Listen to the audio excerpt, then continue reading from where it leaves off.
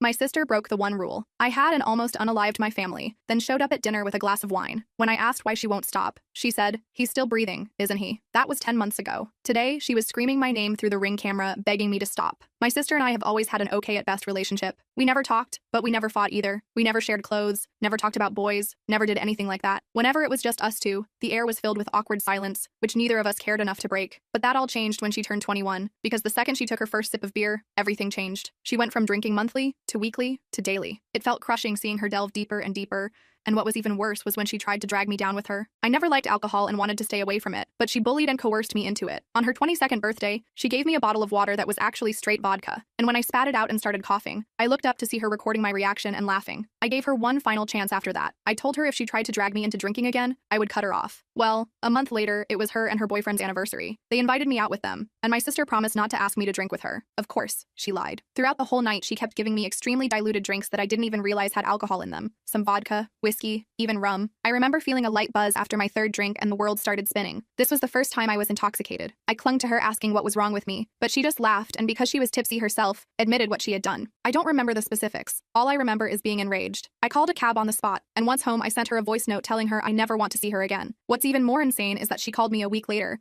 blaming me for ruining her party, because everyone looked at her like she was an eye-hole after finding out why I left. I didn't even respond, just hung up. Life went on without her. I soon met the love of my life. We got engaged, got married. My sister wasn't invited, never even attempted to reach out. But then, coincidentally, when I was pregnant, she sent me a message. She said she saw my Facebook post about having a baby with my husband on one of her friends' accounts, and seeing it made her realize nothing is more important than family. She apologized and begged for another chance. I was very reluctant, but eventually agreed. We met up for coffee at a little brunch spot, and even though she was nice and apologetic, she still had 3 glasses of wine, which let me know she was still drinking regularly. I asked about it, and she said alcohol was a part of her life she never wishes to give up, but she did promise that if let her back into my life, she'd never drag me into drinking again. I thought long and hard about it, and I agreed. I wasn't sure what to expect, but everything actually went fine. She respected my boundaries, never asked me to drink, and never got more than tipsy in front of me. But then last week she came over to my house, and that was when I realized resuming contact with her was the worst thing I could have done. This was the first time I'd let her come over after my baby's birth. I had warned her that she wasn't allowed to go near the baby if she drank, and she told me that was no problem. I still had a bad gut feeling about it, but the last year gave me good reason to trust her, so I pushed my worries away. But then she came over with 2 bottles of wine. We all had a pleasant chat, and even my husband had a glass. I, however, did not drink. My sister almost finished the 2 entire bottles herself and was quite hammered. Still, the evening was going okay, but then she asked to use the bathroom. I pointed her upstairs, and after waiting a few minutes, I went to check on her to make sure she wasn't getting sick. But when I went up, she wasn't in the bathroom. She was in our room, sitting on our bed, wasted out of her mind, holding my baby. The second she saw me, she panicked and quickly stood up to give him to me. But as she was standing up, she lost balance. She fell and dropped my baby. He fell on the floor. I screamed and went to check up on him. Thankfully, he hadn't fallen from a notable height. He was crying, but seemed to have no major injuries or anything, which I thank my lucky stars for. My sister got up and started apologizing, and I just called my husband. I told him to hold our baby and dragged my sisters downstairs and outside to speak to her. I told her that I had one rule. Under no circumstance could she get near the baby while drunk. And while drunk, she decided to hold him, then dropped him. She kept apologizing, but I called her a taxi home saying I never wanted to speak to her again. That, however, turned out to be a mistake. Because as it turned out, she had done more than just dropped my baby. She had fed him the remainder of her wine bottle, and he was currently upstairs, throwing up, while my husband was crying and calling the hospital. The next few hours were a blur of panic. The ambulance took us to the emergency room, where doctors confirmed alcohol poisoning in my infant son. They ran tests to check for other complications while David and I paced the waiting room, terrified we might lose our baby because of my sister's reckless behavior. The medical staff worked efficiently, but their grave expressions did nothing to ease our fears as they monitored our son's vital signs and took blood samples. The hospital social worker interviewed us extensively,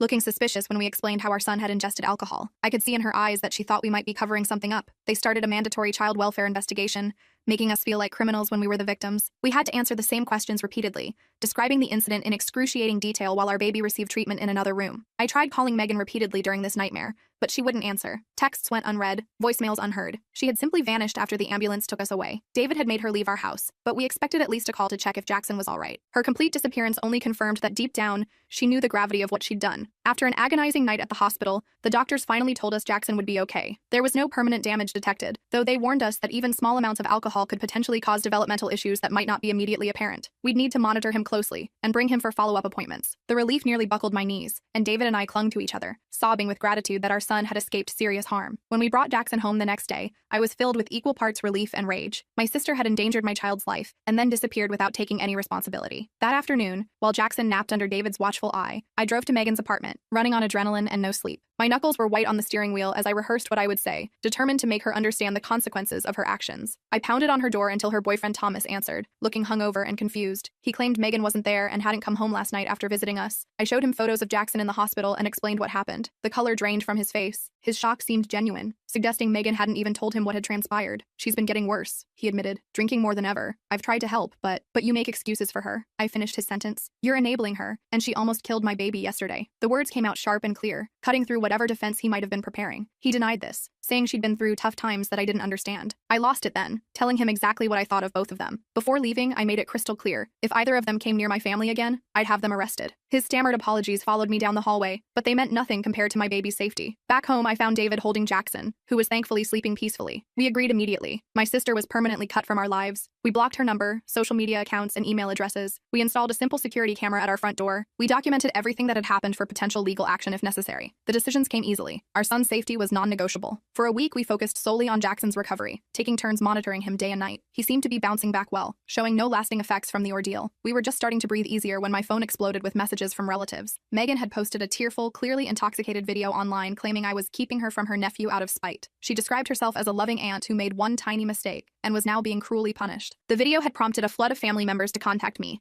demanding to know why I was being so harsh to my clearly remorseful sister. Some even suggested I was using this incident as an excuse to continue our long-standing feud, as though protecting my child was merely a vindictive act. I couldn't believe it. She had endangered my child's life, disappeared for a week, and then tried to paint herself as the victim. When I attempted to privately message key family members with the truth, I discovered Megan had preemptively told them that I was exaggerating and that Jackson had just accidentally sipped from her glass. Several relatives were now convinced I was overreacting to punish my sister. Their willingness to believe her version of events without even hearing mine was deeply painful, revealing fault lines in our family I hadn't fully appreciated before. Yesterday, we received a formal-looking letter from Megan claiming she'd entered rehab, and her therapist recommended family healing as part of her recovery process. She wanted visitation rights with Jackson once she completed the program. David suggested we verify this sudden rehabilitation, so I called the facility she named. It didn't exist. I'm sitting here now, looking at my beautiful baby boy sleeping in his crib, wondering how my own sister could first endanger his life, and then lie so blatantly to manipulate her way back into our lives. David wants to get a restraining order, but some family members are already calling us heartless for not giving her another chance. The division among our relatives has added another layer of stress to an already traumatic situation. Am I wrong to permanently cut my sister off after what she did? How do I protect my son from both her and the family members who seem blind to the danger she poses? I never imagined becoming a mother would mean defending my child from my own sister, but here we are. Every parenting book I read prepared me for sleepless nights and feeding challenges. None prepared me for having to shield my infant from someone who should have loved and protected him as family. The next day, I called Jordan, a friend who worked as a detective, who had helped us with some minor issues in the past. I needed advice about restraining orders and what evidence we'd need. He came over during his lunch break and reviewed everything we had so far. Look, I'm going to be straight with you, Jordan said after looking at our documentation. Getting a restraining order isn't impossible,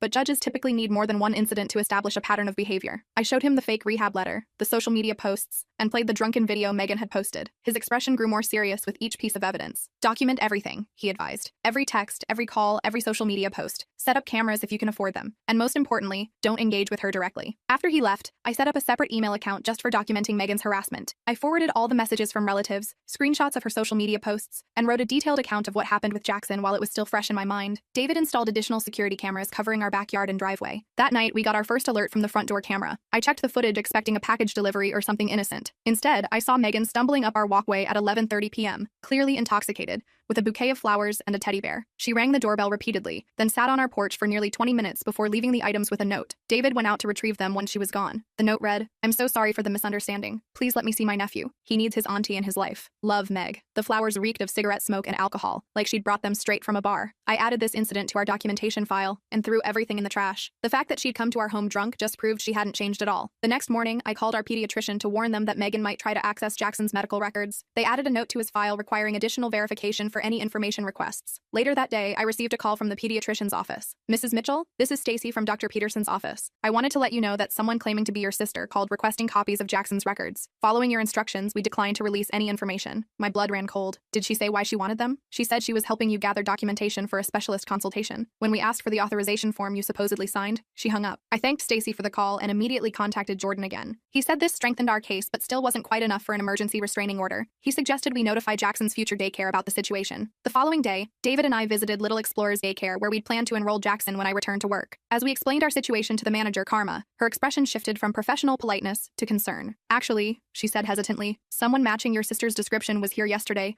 asking about enrollment procedures. She said she was thinking of registering her nephew and wanted to tour the facility." The realization that Megan was tracking our movements so closely made me physically ill. We showed Karma a photo of Megan and she confirmed it was the same person. We immediately decided against using that daycare and began researching home-based nanny options instead. That weekend, my mother called to invite us to Sunday dinner. "Dad and I miss you all so much," she said. "We promise Megan won't be there. We just want to see our grandson and talk through everything calmly." After discussing it with David, we cautiously agreed. This would be the first time my parents had seen Jackson since the incident, and despite everything, I didn't want to deprive them of a relationship with their grandson if Megan truly wouldn't be present. We arrived at my parents' house around 4 p.m. Mom greeted us with teary hugs, cooing over Jackson, who was awake and alert in his carrier. Dad gave David a firm handshake and kissed my cheek. Everything seemed normal as we settled in the living room, Jackson on a blanket for tummy time while Mom brought out coffee and cookies. Then I heard it, the unmistakable sound of my sister's laugh coming from the kitchen. My whole body tensed. "Who else is here?" I asked, though I already knew the answer. Before Mom could respond, Megan walked in from the kitchen holding a glass of wine. "Surprise," she said with a smile that didn't reach her eyes. "I thought we could finally talk things out." I didn't say a word. I simply picked up Jackson, grabbed the diaper bag, and walked straight to the door. I heard David behind me saying something to my parents about trust being broken, but I was already strapping Jackson into his car seat, my hands shaking with anger and betrayal. I drove home alone while David stayed behind to confront my parents about their deception. When he returned an hour later, his expression was grim. "They admitted they set up the whole thing," he said, pacing our living room. "They thought if they could just get us all in the same room, we'd talk it out, and everything would be fixed." "Did they say anything else?" "Yeah, and you're not going to like it. Megan's been living with them for the past 3 weeks. Apparently Thomas kicked her out after learning what she did to Jackson." I felt like I'd been punched in the stomach. My parents had lied to our faces while harboring the person who had endangered their own grandson. The depth of their betrayal was incomprehensible to me. I cried that night for the family I thought I had, while David held me and promised we'd get through this together. The next morning, I sent a simple text to my parents. "We need space from all of you right now. Please respect that." Then I blocked their numbers. David did the same. We needed time to process this betrayal and figure out our next steps without the constant pressure from my family. For a few days, things were quiet. We settled into a routine with Jackson, who was thriving despite everything. I focused on enjoying my maternity leave with him, trying to put the Megan situation out of my mind as much as possible. David returned to work, though he called to check in more frequently than before. On Thursday, I decided to venture out to the grocery store with Jackson. It was our first trip out together that wasn't a doctor's appointment, and I was feeling confident as a new mom. I put Jackson in his carrier, which I placed securely in the shopping cart, and began making my way through the store. I was in the produce section selecting apples when I felt that unmistakable sensation of being watched. I turned to see Megan at the end of the aisle,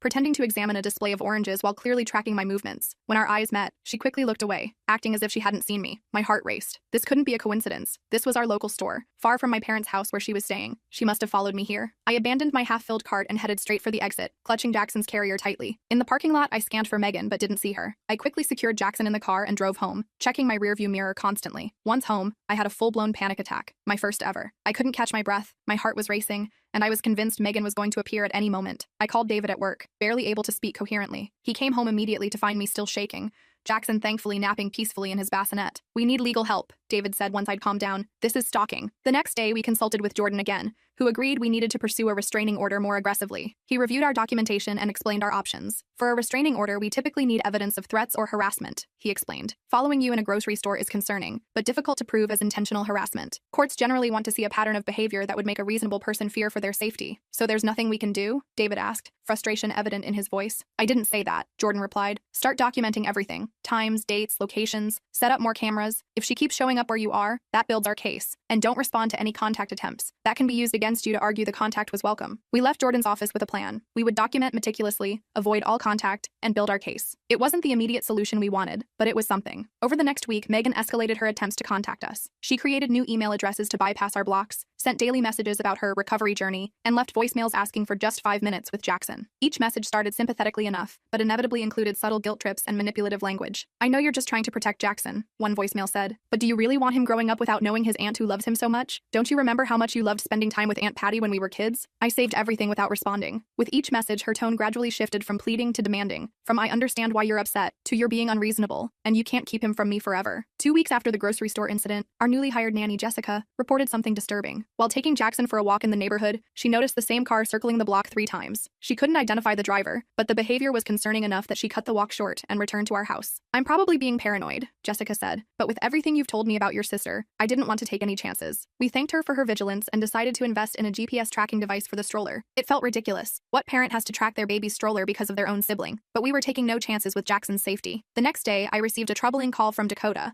a mutual childhood friend who still had occasional contact with Megan. "I don't want to alarm you," Dakota said, "but Megan's been asking me some weird questions. She wanted to know what time you usually put the baby down for naps, and if you still keep a spare key under the planter like your parents used to." "What did you tell her?" I asked, trying to keep my voice steady. "Nothing. I told her I hadn't been to your new house and wouldn't know that stuff. She claimed she wanted to leave a special surprise for Jackson, but something felt off about it. I thought you should know." I thanked Dakota for the warning and immediately called a locksmith to change all our locks. We also changed our alarm codes and made sure every window was secured. That night, neither David nor I slept well, taking turns checking on Jackson and listening for any unusual sounds. Around 2 a.m., David nudged me awake. "There's a car parked across the street," he whispered. "It's been there for at least an hour." I peered through our bedroom blinds. Even in the darkness, I could make out the outline of Megan's distinctive hatchback. A figure sat in the driver's seat just watching our house. David pulled on jeans and a sweatshirt. "I'm going out there. Be careful," I warned, already reaching for my phone in case I needed to call 911. I watched from the window as David approached the car. The headlights suddenly switched on, temporarily blinding him, but he continued forward. I could see him speaking to the driver, his posture tense and defensive. After a brief exchange, the car pulled away from the curb and drove off. "It was her," David confirmed when he returned. "She claimed she was just making sure we were safe. When I told her I was calling the police, she took off." The next morning,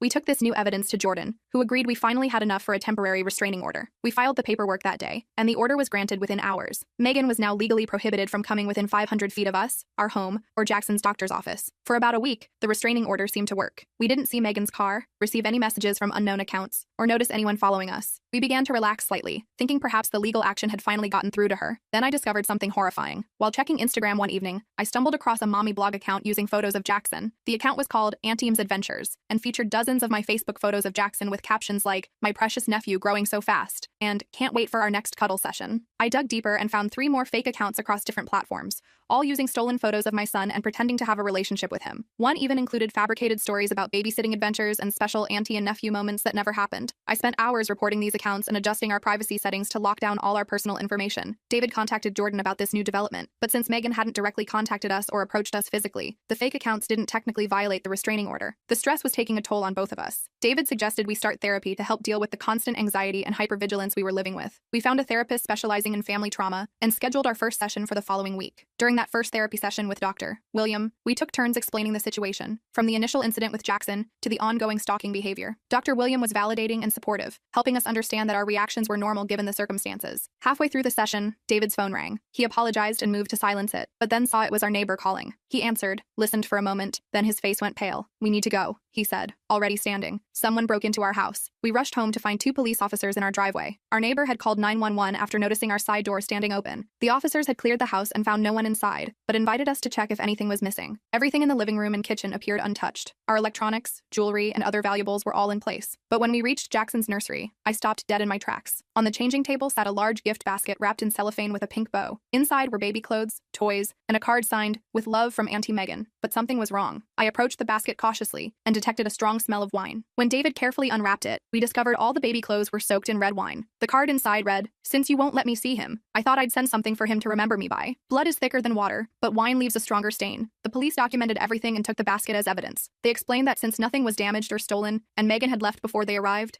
they could only add this to our case file. The officer suggested we consider installing more security cameras and perhaps getting a dog as an additional deterrent. After they left, David and I sat on the couch in stunned silence. The violation of our home, specifically our baby's room, left me feeling violated and terrified. The wine-soaked clothes were a clear reference to the original incident and showed that Megan not only felt no remorse, but was actively taunting us about it. "We can't stay here," I finally said. "She knows where we live, she can get in anytime she wants, and the police can't do anything until after she's already done something." David agreed. "My parents have been asking us to visit. Maybe we could go stay with them for a while. They live in Lakeside. She wouldn't think to look for us there." The next day, we packed essentials for an extended stay, installed additional security cameras that would send alerts to our phones, and drove to David's parents' house in Lakeside. We didn't tell anyone where we were going, not even our close friends, fearing the information might somehow get back to Megan. David's parents, Michael and Barbara, welcomed us warmly, converting their home office into a temporary nursery for Jackson. They were horrified by our situation and promised to help however they could. Their house was in a quiet, gated community with good security, which gave us some peace of mind. For the first 3 days at his parents' house, I finally relaxed enough to sleep through the night. Being away from our home and the constant fear of Megan appearing gave me space to breathe.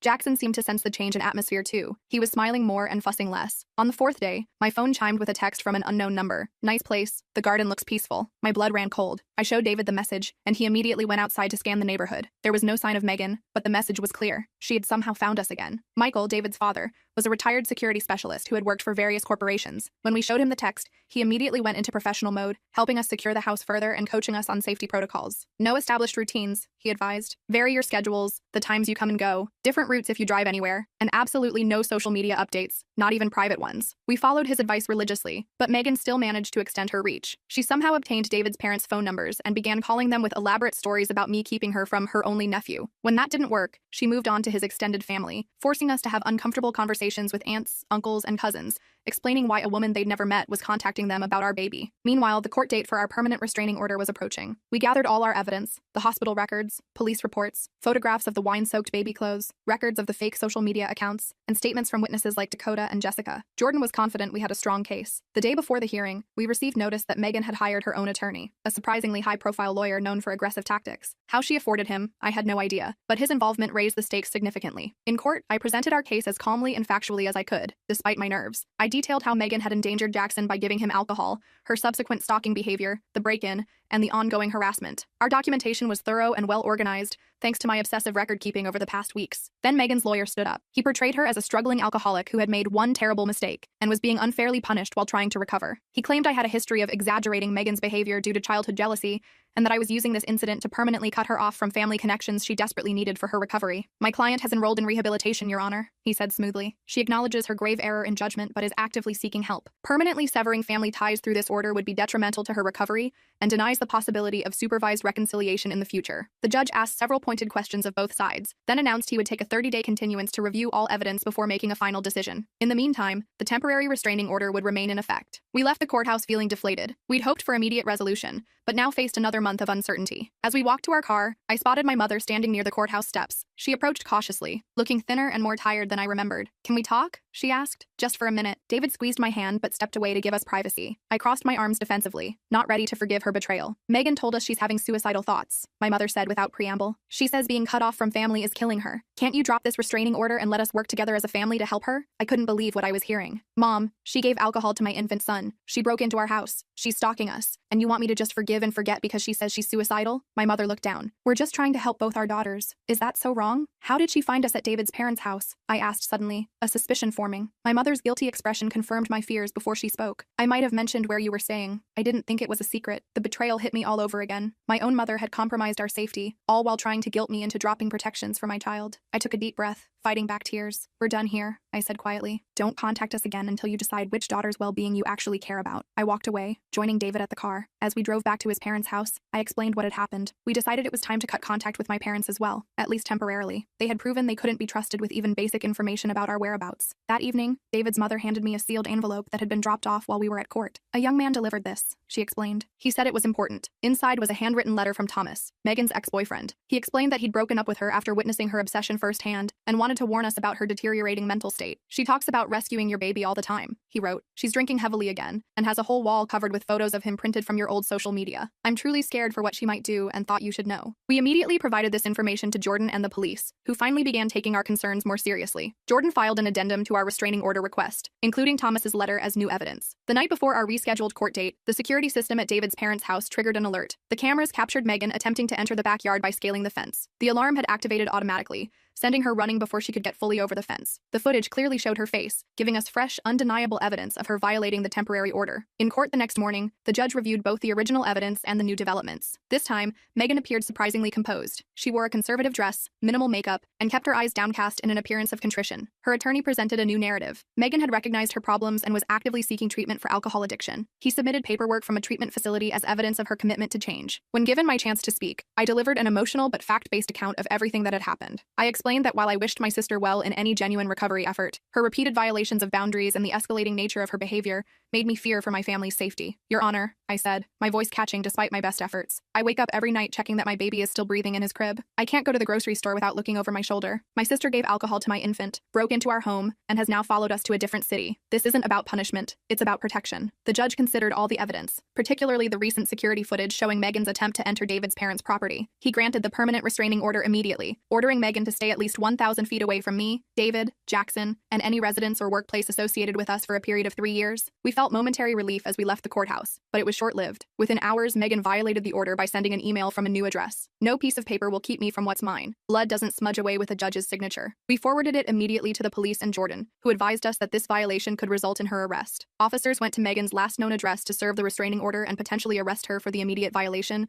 but discovered she had vacated her apartment days earlier. What they found there was disturbing. According to the officer who called us, her apartment was filled with empty liquor bottles and a wall covered with printed photos of Jackson, some taken from social media, others clearly photographed through windows or from a distance. There were also maps with our routines noted, including Jackson's usual nap times and when David typically left for work. An alert was issued for Megan's apprehension, which only intensified our fear. Not knowing where she was or when she might appear next meant we couldn't let our guard down for a moment. We decided to remain at David's parents' house rather than return home, feeling at least somewhat safer with the gated community and additional security measures. 3 tense days passed with no sign of Megan. We began to hope that perhaps she'd left the area entirely, seeking a fresh start somewhere else. David even ventured back to our house briefly to collect more of our belongings, reporting that everything seemed untouched since we'd left. On the 4th day, Jessica took Jackson to the community park within the gated neighborhood. David's mother went along, giving me my first hour alone in weeks. I used the time to shower and actually blow-dry my hair, small acts of self-care that had become luxuries in our constant state of vigilance. My phone rang just as I was finishing. It was Jessica, her voice tight with controlled panic. "I think I just saw your sister," she said quietly. "There's a woman who's been following us around the park for the last 20 minutes. She's keeping her distance, but I recognize her from the photos you showed me." My heart raced. "Where are you now?" "Near the playground. Your mother-in-law is with Jackson on the swings." I stepped away to call you. "Stay with them," I instructed. "David will be there in 2 minutes. I'm calling the police." I hung up and immediately called David,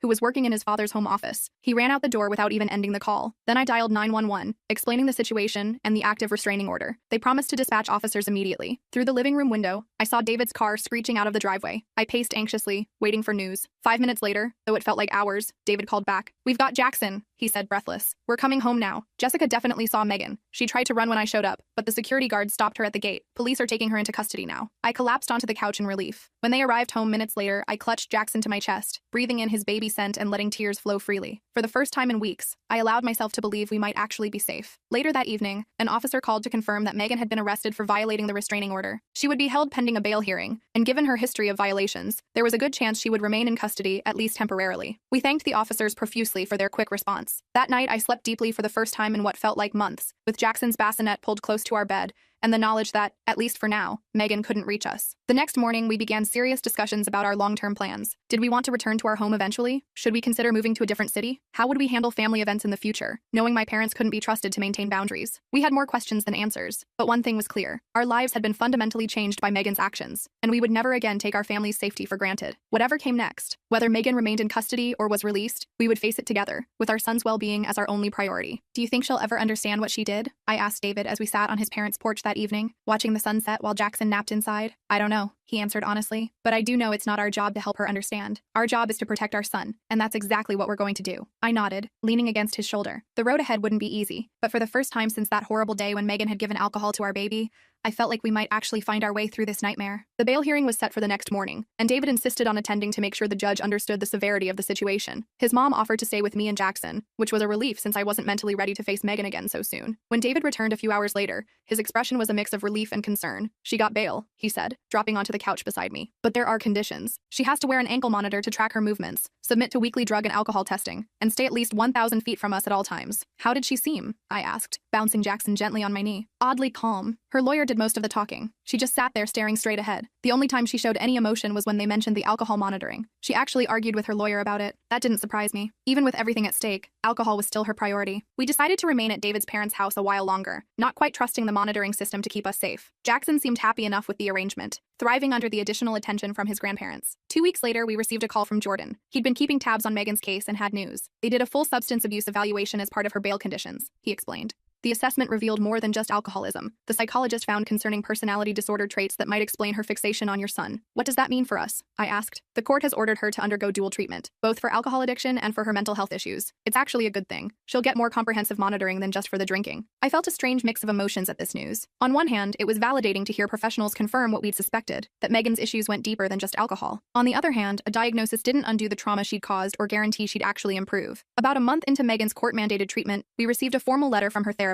They were requesting a supervised family session as part of her treatment plan. The letter emphasized that our participation was entirely voluntary and would only occur in a controlled, therapeutic environment. David and I discussed it with our own therapist, Dr. William, who we'd continued seeing through video sessions. "I'd advise against it at this early stage," he said. "Megan needs to show sustained progress in her individual therapy before family involvement would be beneficial. And even then, I'd recommend starting with just you two adults, not including Jackson." We sent a polite but firm response declining the invitation, explaining that we weren't ready for direct contact. To our surprise, the therapist responded with understanding, saying they would continue working with Megan individually and might reach out again in the future if appropriate. Around this time, my parents made another attempt at reconciliation. My father called David's cell phone, knowing I probably wouldn't answer if they tried me directly. "Please just listen," Dad said when David reluctantly put him on speaker. "Your mother and I have been doing a lot of thinking. We spoke with Megan's doctors too. We understand now that we've been enabling her behavior for years, making excuses instead of holding her accountable. That's great, but it's a little late," I replied, not bothering to hide the bitterness in my voice. "We know," Mom chimed in, apparently also on the call. "We failed both our daughters. We failed you by not protecting you from her behavior,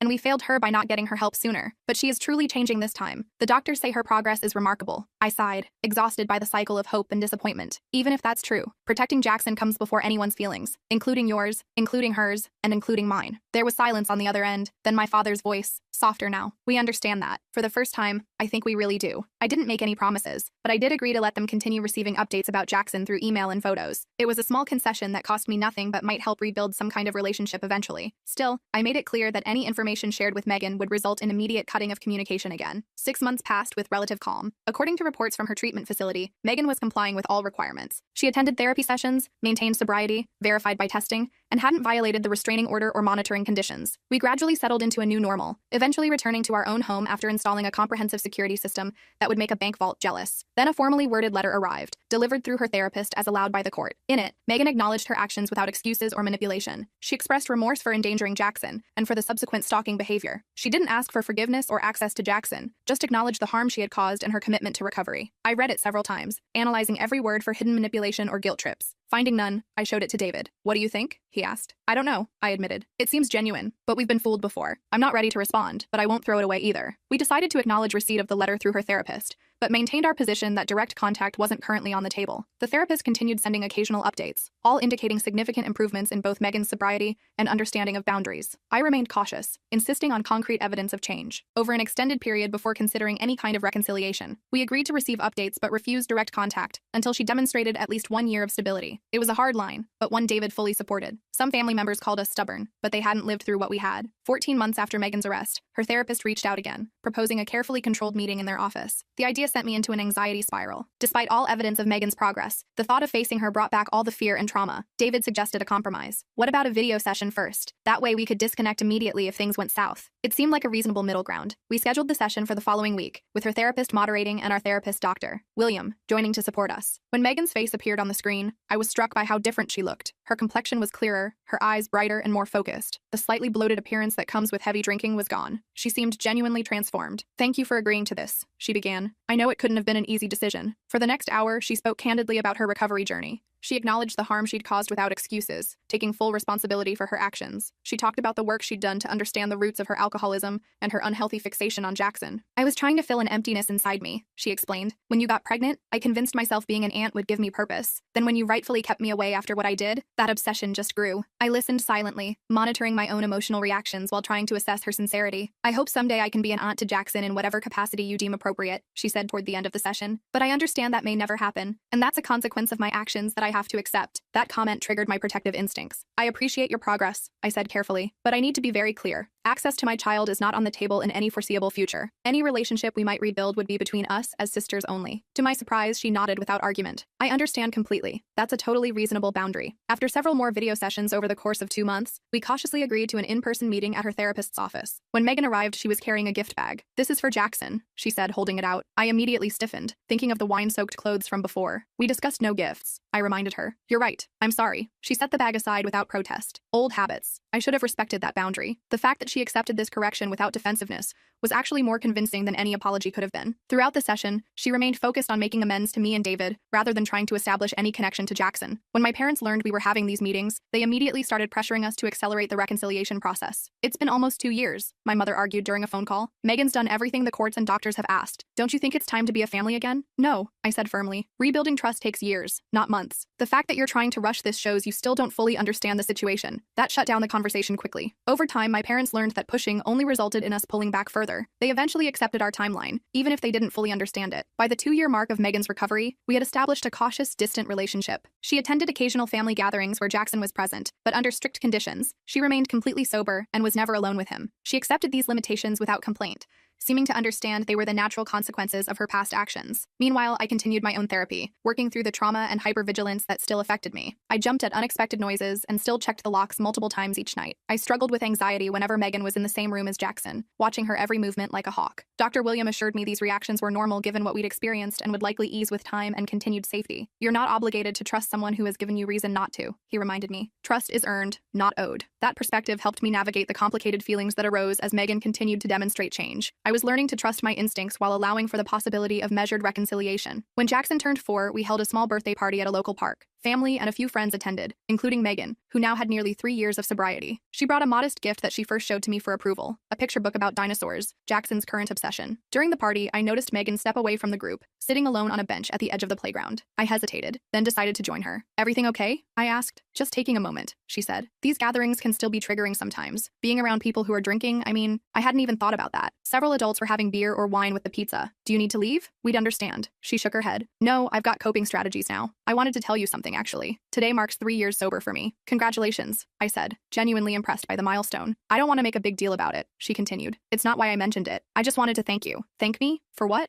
For maintaining your boundaries. If you had given in when I was manipulating everyone, if you had allowed me back into your life easily, I probably wouldn't have gotten the help I needed. Your refusal to accept my behavior forced me to actually confront my issues. I didn't know what to say to that. After a moment, I simply nodded and said, I'm glad you're doing better. As I walked back to the party, I realized we had found a new equilibrium. Not the close sisterhood I might have dreamed of as a child, but a carefully managed relationship built on hard-earned respect. Jackson's safety and well-being remained the non-negotiable priority, but there was room now for cautious interaction. Last week, Megan celebrated 4 years of sobriety. She moved to a neighboring town for a job in addiction counseling, using her experience to help others. She maintains appropriate boundaries, always checking before sending gifts for Jackson's birthdays and holidays. She never asks for unsupervised time with him and respects our parenting decisions without question. Sometimes I catch myself watching her interact with Jackson during family gatherings, him showing her his latest Lego creation, her responding with appropriate interest. In those moments, I feel a complex mix of emotions, lingering wariness, sadness for what might have been in a different reality, but also a measured appreciation for the work she's done to change. Jackson knows a simplified version of our history. We explained that Auntie Megan was very sick when he was a baby and made some bad choices that meant she couldn't see him for a long time. He accepts this with the straightforward logic of children, neither particularly attached to her nor afraid of her. As for me, I've come to accept that some wounds never fully heal. I doubt I'll ever completely relax when Megan is around Jackson. I'll probably always have that instinctive urge to move closer when she interacts with him, but the acute fear has subsided, replaced by a vigilant caution that feels manageable. David and I recently discussed having another child. The conversation brought up unexpected anxiety for me. Memories of those terrifying days with Jackson flooded back, but David gently reminded me that we're not the same people we were then. We're stronger, more prepared, with boundaries firmly in place. We can't let fear of what happened in the past stop us from building our future, he said, holding my hand across the kitchen table. He's right, of course. The best revenge against trauma is to not let it control your life forever. We're moving forward cautiously, but deliberately, holding our boundaries firm while allowing for the possibility of growth and change. I still have the letter Megan sent from treatment all those years ago. I keep it as a reminder of how far we've all come, but also as evidence should we ever need it again. Trust, once broken, is never quite the same. But life continues, and families evolve. Ours certainly looks different than I ever imagined, shaped by crisis and painful reckonings, but ultimately stronger for having weathered the storm. Sometimes people ask if I've forgiven my sister. That's a complicated question without a simple answer. I've accepted the reality of our relationship as it exists now. I've acknowledged her work toward change, but forgiveness implies forgetting. And as a mother, I can never forget. Instead, I found something more practical and sustainable. A cautious peace built on clear expectations and demonstrated behavior rather than promises or obligations. That's the thing about real life. It rarely wraps up with neat bows and perfect resolutions. Sometimes the best ending isn't reconciliation, but a clearer understanding of necessary boundaries. Sometimes heroism looks like simply protecting your child, day after day,